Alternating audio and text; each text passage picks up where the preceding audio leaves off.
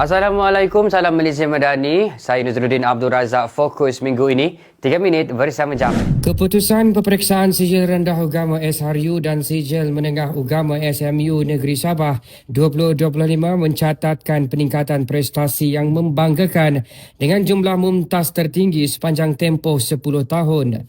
Seramai 298 pelajar yang menduduki peperiksaan SRU dan SMU telah mendapat keputusan cemerlang atau pangkat mumtaz di samping peningkatan peratusan kelulusan masing-masing 4.75% dan 2.54% berbanding tahun sebelumnya. Menteri Kerajaan Tempatan dan Perumahan Datuk Dr. Muhammad Arifin Muhammad Arif berkata, kejayaan itu mencerminkan peningkatan kualiti pengajaran dan pembelajaran PDP serta keberkesanan pendekatan akademik pendidikan Islam di Sabah. Tuan-tuan dan puan-puan sekalian, prestasi keseluruhan SRU, Sijil Rendah Agama, mencatatkan pencapaian yang amat membanggakan dengan peratusan kelulusan sebanyak 83%, iaitu peningkatan sebanyak 4.76% berbanding tahun 2024. Seramai 4,553 calon telah lulus dengan pecahan pangkat seramai 213 orang mendapat mumtaz. Bagus. Mumtaz ni cemerlang.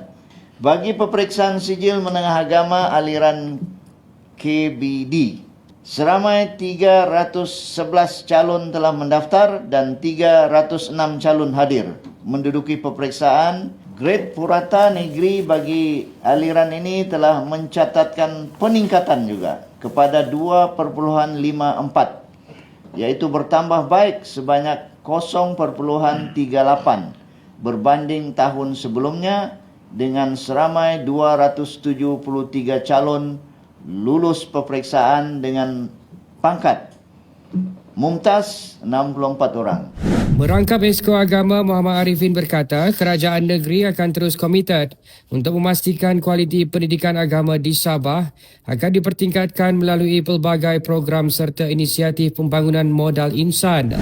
Kejayaan ini bukan sahaja hasil usaha gigih para pelajar, malah membuktikan dedikasi para guru, keberkesanan pengurusan sekolah serta komitmen berterusan kerajaan negeri Sabah melalui Jabatan Haliwal Agama Islam Negeri Sabah JAHIN dalam memperkasakan pendidikan Islam.